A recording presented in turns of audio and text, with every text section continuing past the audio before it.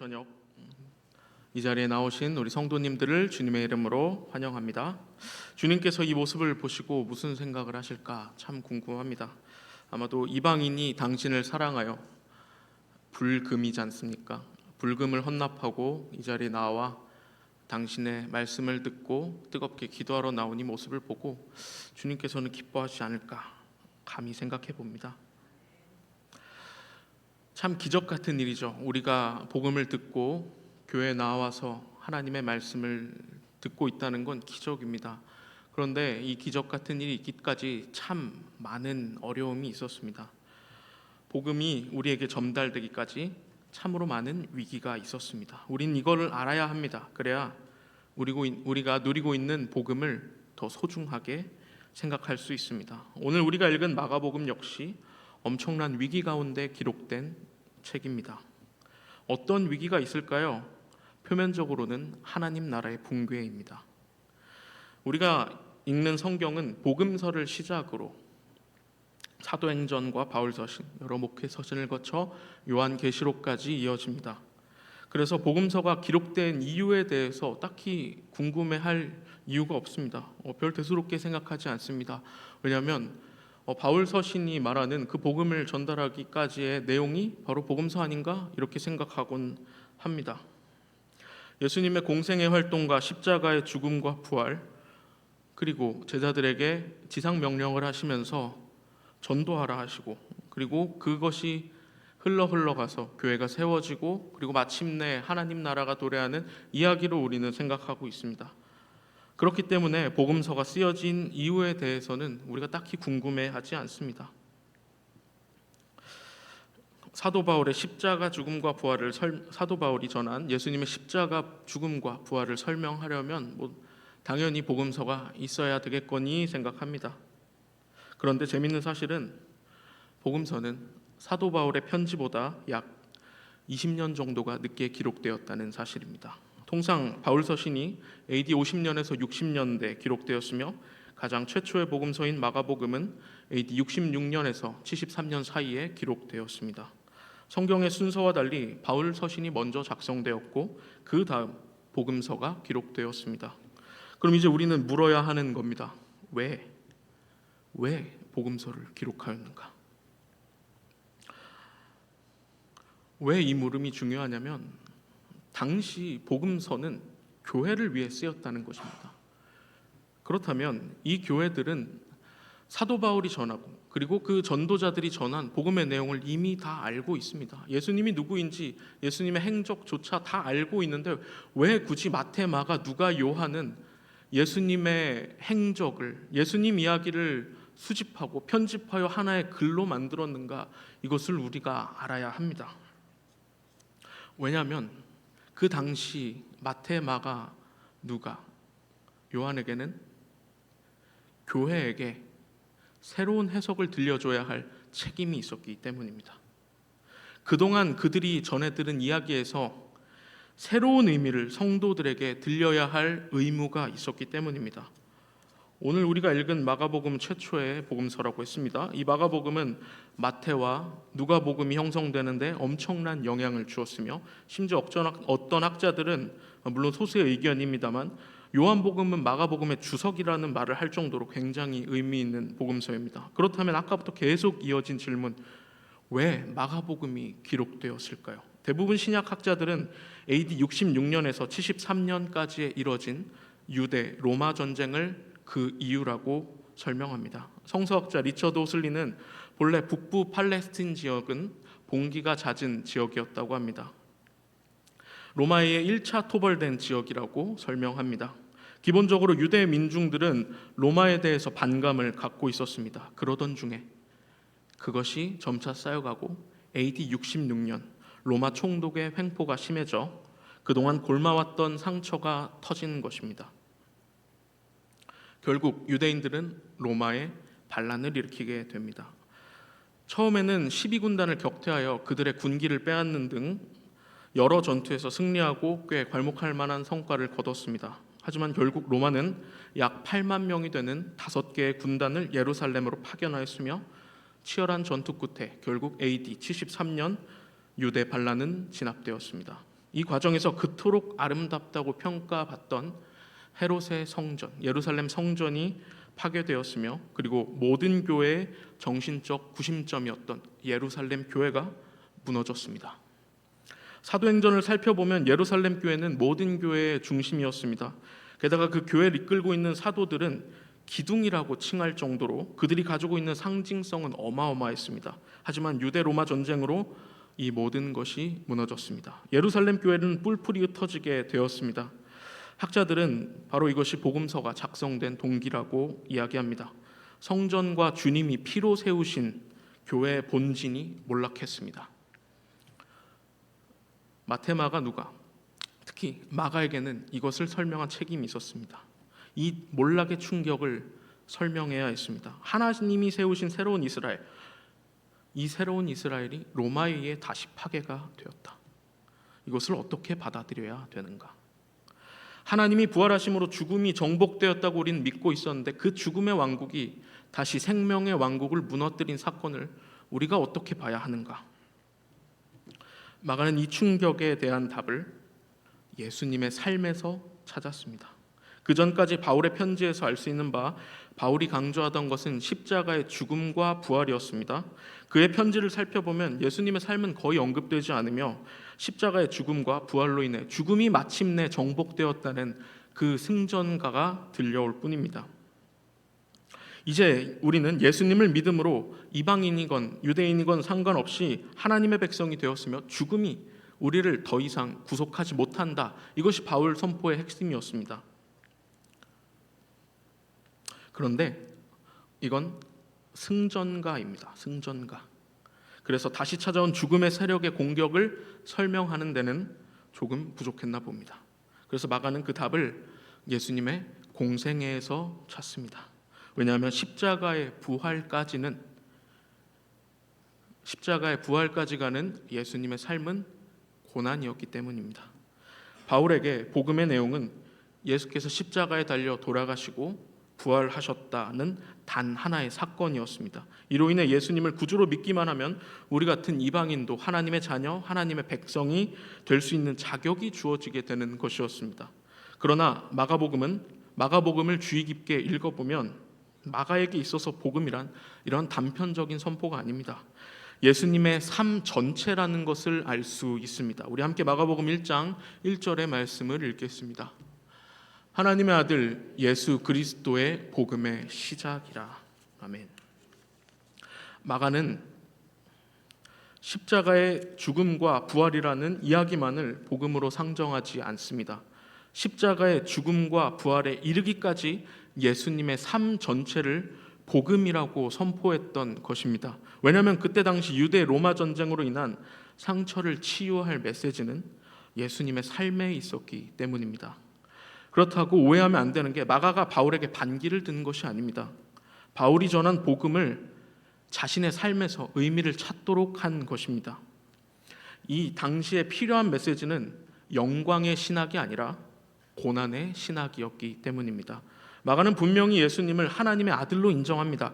그리고 중간중간 전통적으로 1세대 그리스도인들에게 물려받은 복음의 내용, 여러 사람에게 대속물로 자기의 목숨을 주기 위해 십자가에 달린 그리스도를 선포합니다. 다만 마가가 전달하고자 하는 핵심은 영광스러운 부활이 아니라 그 위대한 하나님의 아들 예수 그리스도께서 하나님 나라를 이룬 방식에 있었습니다.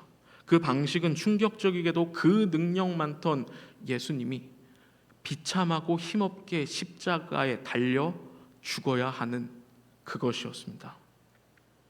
마가는 잊고 있던 이 사실에 주목했습니다. 그래서 마가복음은 중간중간 예수님의 영광스러운 대관식을 놓고 제자들과 실랑이를 벌이는 모습을 소개합니다. 인간적인 생각으로 가득 찼던 예수님의 제자들은 예수님이 다윗 왕조를 이어가 위대한 제국을 건국할 것이라고 생각했습니다. 그래서 중간중간 제자들의 어머니가 예수님에게 청탁을 하죠. 내 아들을 왼편에, 내 아들을 오른편에 세워주십시오. 예수님 위대한 왕이 되면 제발 내 아들을 위대한 자리에 놓아주십시오. 이것이 제자들, 그리고 마가 혹은 마가교회 혹은 그 당시 초대교회의 생각이었나 봅니다. 바로 영광의 신학이죠. 그런데 예수님이 생각한 대관식은 달랐습니다. 예수님은 모든 사람을 위해 십자가에 달려 돌아가셔야만 했습니다. 오직 그 길이 사탄의 체제를 무너뜨리는 길이며 하나님의 영광스러운 나라가 세워지는 길이었습니다. 그래서 베드로가 예수님의 멱살을 잡은 것 아닙니까? 우리 함께 마가복음 8장 31절에서 32절의 말씀을 읽겠습니다. 그리고 예수께서는 인자가 반드시 많은 고난을 받고 장로들과 대제사장들과 율법학자에게 배척을 받아 죽임을 당하고 나서 사흘 후에 살아야 한다는 것을 그들에게 가르치기 시작하셨다. 예수께서 드러내놓고 이 말씀을 하시니 베드로가 예수를 바싹 잡아당기고 그에게 항의하였다. 아멘. 제자들은 고난이 없는 영광의 길을 원했습니다. 하지만 예수님은 영광의 길은 필히 고난을 받아야 하는 길이라고 말씀했습니다. 그래서 예수님은 자신을 막는 베드로에게 사탄아 물러가라 라고 말했던 것입니다. 고난을 통해야지만 영광이 있기 때문입니다. 그리고 여기서 더 나아가 예수님은 나더러 주여 주여 하는 자가 아니라 십자가를 지고 나의 뒤를 따라오는 자만이 하나님 나라의 영광에 참여할 수 있는 자들이라고 말씀하셨습니다. 그렇습니다. 하나님 나라의 영광은 오직 예수님의 뒤를 따르는 고난의 길을 가는 자들만이 누릴 수 있는 것입니다. 마가는 이 진리를 예수님의 삶에서 발견했습니다. 그리고 이 고난의 길을 당시 예루살렘 교회가 무너져 하나님 나라가 무너진 것만 같은 그 상황 속에서 선포한 것입니다. 동요하지 마십시오. 하나님 나라는 영광스러운 승리를 통해 이루어지는 것이 아닙니다. 예수님의 삶을 보지 않으셨습니까? 영광스러운 하나님의 나라는 예수님의 십자가의 죽음에서 이루어졌습니다. 여러분, 어려운 지금이야말로 예수님의 십자가를 지고 예수님의 뒤를 따를 수 있는 기회인 것입니다. 마가는 이렇게 선포하고 있는 겁니다. 하나님의 부활의 영광에 참여할 수 있는 그때가 바로 지금인 것입니다. 이것이 마가가 선포한 고난의 복음이었습니다. 실제로 마가복음의 끝은 16장 8절까지라고 학자들은 이야기합니다. 8절 이후의 이야기는 재편집되어 우리에게 오게 된 2차적인 결론입니다. 진짜 결론은 너무나 황당하게 끝이 납니다. 우리 함께 마가복음 16장 4절에서 8절의 말씀을 읽겠습니다. 눈을 들어 본즉 벌써 돌이 굴려져 있는데 그 돌이 심히 크더라. 무덤에 들어가서 흰 옷을 입은 한 청년이 우편에 앉은 것을 보고 놀라매 청년이 이르되 놀라지 말라. 너희가 십자가에 못 박히신 나사렛 예수를 찾는구나. 그가 살아나셨고 여기 계시지 아니하니라. 보라, 그를 두었던 곳이니라. 가서 그의 제자들과 베드로에게 이르기를 예수께서 너희보다 먼저 갈릴리로 가시다니 전에 너희에게 말씀하신 대로 너희가 거기서 배우리라 하라 하는지라. 뒤는 여자들이 몹시 놀라 떨며 나와 무덤에서 도망하고 무서워하여 아무에게 아무 말도 하지 못하였더라. 여러분, 이게 마가복음의 마무리입니다. 마가는 예수님의 영광스러운 부활의 모습을 끝내 보여주지 않은 채 자신의 복음서를 마무리합니다. 물론 그가 부활을 부인한 것이 아닙니다. 당연히 예수님은 부활하셨고 마가복음 역시 이를 암시하고 있습니다. 다만 마가에게 중요한 건 예수님의 영광스러운 부활의 모습이 아니었습니다. 부활을 잊게 한 십자가의 고난이었습니다. 그래서 의도적으로 8절에서 마가는 펜을 멈춘 것입니다. 예루살렘 성전이 파괴되고 온 교회의 중심이던 예루살렘 교회가 무너졌던 그때 마가가 처한 현실이 딱 이것과 같은 상황이기 때문입니다. 이것이 마가가 그동안 구전만 되던 예수님 이야기를 글로 기록한 이유입니다. 하나님 나라는 영광의 방법으로 세워지지 않는다. 비록 죽음의 세력에 의해 지는 것 같고 패배한 것 같지만 그것이 하나님이 승리하시는 방법이다. 마가는 이렇게 선포하고 있습니다. 이것이 마가가 예수님의 삶 속에서 발견한 복음이었으며 십자가를 지는 것이 영광에 참여하는 것이다. 그렇게 낙심하지 말고 죽음의 세력을 이기는 하나님 나라의 영광을 소망하라는 마가의 선포였습니다. 그리고 이것이 고통받던 교회들을 향한 마가의 위로의 메시지였습니다. 실제로 마가복음의 선포대로 하나님 나라는 무너지지 않았습니다. 오히려 온 로마를 삼키고 우리에게 전해졌습니다. 이것이 하나님이 하시는 방법입니다. 여러분, 이것을 염두에 두시고 오늘 본문을 살펴본다면 마가복음의 깊은 영성을 맛볼 수 있을 것입니다. 우리 함께 마가복음 6장 34절에서 38절의 말씀을 읽겠습니다. 예수께서 나오사 큰 무리를 보시고 그 목자 없는 양 같음으로 인하여 불쌍히 여기사 이에 여러 가지로 가르치시더라. 때가 저물어 가매 제자들이 예수께 나와 여짜오되 이곳은 빈들이요 날도 저물어 가니 무리를 보내어 두루 촌과 마을로 가서 무엇을 사 먹게 하옵소서. 대답하여 이르시되 너희가 먹을 것을 주라 하시니 여짜오되 우리가 가서 200데나리온의 떡을 사다 먹이라이까. 이르시되 너희에게 떡 몇 개나 있는지 가서 보라 하시니 알아보고 이르시되 떡 5개와 물고기 2마리가 있나이다 하거늘. 아멘. 우리가 잘 아는 오병이어 이야기는 빈들에서 시작되었습니다. 헬라어로는 에레모스인데 황무지, 버려진 땅이라는 의미를 갖고 있습니다. 참으로 비참하고 너무나도 쓸쓸한 단어입니다. 버려진 땅, 그리고 그런 곳에 목자 없는 양떼의 무리들이 있습니다.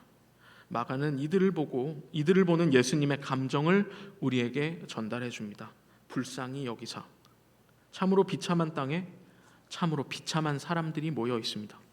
예수님은 이들이 너무 불쌍해서 여러 가지 가르침을 주셨다라고 말씀합니다. 그렇게 시간이 지나 어느덧 해가 저물어 가고 있습니다. 제자들은 우리가 이들을 책임질 수 없으니 마을로 가서 무엇을 사 먹이게 하자고 예수님께 요청합니다. 하지만 예수님은 의견을 달리합니다. 너희가 이들을 책임지라라고 말씀합니다. 참 불가능해 보이는 요구를 제자들에게 하셨습니다. 그러니까 제자들이 말하죠. 200데나리온밖에 없는데 이걸 어떻게 먹입니까? 그러자 예수님이 말씀하십니다. 지금 식량이 얼마나 있느냐? 제자들이 예수님께 말씀합니다. 물고기 2마리와 보리떡 5개가 있습니다. 그 소리를 듣고 예수님은 무리를 50명, 100명씩 앉게 하십니다. 그리고 보잘것없는 땅에서 보잘것없는 양식을 하늘로 올리시고 축사하십니다. 마가는 이 놀라운 이야기를 우리에게 전해주고 있습니다. 거기 있던 모든 사람이 배불리 먹고 12바구니나 남았더라. 이게 마가가 전해주는 하나님 나라의 이야기입니다. 장정만 5,000명이 배부르게 먹었더라. 아무것도 없는 땅, 정말 보잘것없는 그 식량, 그 보잘것없는 것을 통해서 하나님은 장정만 5,000명이 넘는 사람이 배부르게 먹는 기적을 행하셨습니다. 마가가 전하고자 하는 것이 이것 아니겠습니까? 우리는 영광스러운 것, 합리적인 것, 그리고 보기에 좋은 것을 해결책으로 제시하곤 합니다. 하지만 하나님이 일하시는 방법은 우리가 보기에 조금 이해가 안 되는 방법일 때가 많습니다. 홍해를 건너라고 하시질 않나? 물이 불어난 요단강을 건너라고 하시지 않나? 나팔만 들고 여리고성을 돌라고 하시질 않나? 참 이해가 안 되는 방법으로 하나님 우리에게 명령하십니다. 그런데 성경이 일관되게 증언하는 바, 그 말도 안 되는 방법이, 그 어리석어 보이는 방법이 하나님의 방법이라고 합니다. 그것이 절정에 이른 사건이 바로 십자가 사건 아닙니까? 마가는 여기서 하나님이 일하시는 방법을 보았던 것입니다. 에레모스, 버려진 땅에 보잘것없는 그 사람들, 보잘것없는 그 조그만 식량에서 하나님의 역사, 하나님의 나라가 시작되었습니다. 인간의 계산으로는 도저히 역사가 일어날 것이라고 믿을 수 없는 그 낙심의 자리에서 풍성한 생명의 잔치가 벌어졌습니다. 이것이 하나님의 일하시는 방식이고 하나님 나라의 작동 원리였습니다. 여러분, 겨자씨 비유를 떠올리십시오. 사랑하는 성도 여러분, 교회는 항상 위기였습니다. 예수님의 사역은 인간적으로 볼 때 실패한 이야기입니다. 제자들도 그를 버리고 모든 고난을 당한 후 예수님은 결국 십자가에 달려 죽습니다. 하지만 하나님은 항상 고난의 자리를 통해 당신의 역사를 이루어 가셨습니다. 비참한 십자가의 죽음은 사탄의 체제를 붕괴시키는 결정적인 사건이 되었습니다. 보잘것없는 땅에서 보잘것없는 음식, 우리가 볼 때 어떤 역사도 일어날 것 같지 않은 그곳에서 하나님은 역사를 이루어 가셨습니다. 그렇게 말하는 영광은 반드시 고난과 함께 온다라고 말합니다. 그렇기에 성도들은 각자의 십자가를 지고 예수를 따르라고 전하고 있는 것입니다. 그렇습니다. 항상 하나님은 고난에 참여하여 함께 영광을 맛보는 자들을 세워가셨습니다. 쉽지 않은 방식으로 일해 오셨습니다. 인간적으로 볼 때 도저히 아닌 것 같은 방식으로 하나님은 일해 오셨습니다. 그렇기에 우리가 고백하는 바 역전의 하나님이 있는 거 아닙니까? 하나님은 가장 보잘것없는 자들, 그리고 가장 보잘것없는 상황을 들어 사용하셨습니다. 여러분, 지금 한국교회가 위기라고 합니다. 교회의 신뢰가 무너지고 교회 학교가 무너지고 젊은이들이 교회를 떠나고 있습니다. 당장 10년 뒤의 미래를 장담하지 못한다고 합니다. 이런 상황 속에서 저는 담대하게 선포합니다. 이 위기는 기회입니다. 하나님께서 이 위기를 통해 교회를 새롭게 하실 것입니다. 2000년 전 예수님의 삶처럼, 그리고 유대 로마 전쟁 속 절망이 끝이 아니었던 것처럼 하나님께서는 계속해서 당신의 나라를 이루어 가실 것입니다. 맞습니다. 우리가 이 위기 앞에서 해야 할 건 절망하는 게 아니라 우리를 새롭게 하실, 교회를 새롭게 하실 하나님을 붙잡아야 되는 것입니다. 다른 말로 마가의 초청에 응해야 하는 것입니다. 그동안 우리는 영광의 신학, 그리고 영광의 신학만을 쫓아왔습니다. 하지만 마가는 고난에 참여하는 것이 바로 영광에 참여하는 것이며 하나님 나라에 참여하는 것이라고 말합니다. 그렇습니다.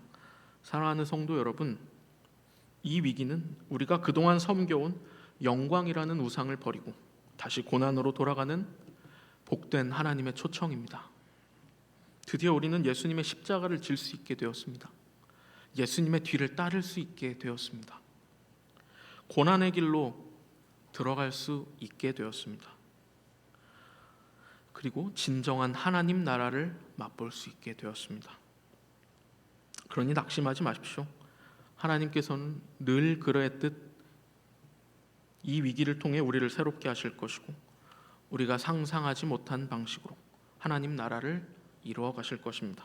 그렇기에 우리가 해야 할 일은 단 하나입니다. 십자가를 지는 것입니다.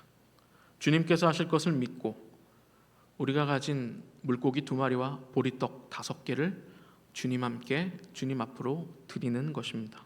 그럴 때 우리는 하나님 나라에 들어가게 될 것입니다. 그리고 이런 삶을 살아갈 때 세상은 하나님을 보게 될 것입니다. 역사가 그래왔습니다. 하나님을 궁금하여 교회에게 질문했습니다. 교회가 무엇을 하는 곳이냐? 그러자 초대교회 사람들은 이렇게 말했습니다. 와서 보라. 와서 보라. 초대교회 사람들은 역병이 퍼져 모두가 피난 갈 때 병자들을 돌맞고 역병에 감염되어 죽는 한이 있더라도 끝까지 그들을 포기하지 않았습니다. 그리고 그런 삶에서 감동을 받은 많은 로마인들이 하나님의 백성이 되는 놀라운 사건이 있었습니다. 또한 초대교회까지만 가지 않더라도 100년 전 이 땅에 교회가 아직 자리 잡지 못하고 있을 때, 청일 전쟁이 터져서 갈 곳 없는 피난민들을 교회가 돌봐주었을 때, 교회가 피난하지 않고 목숨을 걸고 그들을 지켰을 때, 평양은 하나님의 땅이 되었습니다. 우리가 이것을 기억하고 고난의 자리를 통해 영광에 함께 참여하는 귀한 성도님들이 되시길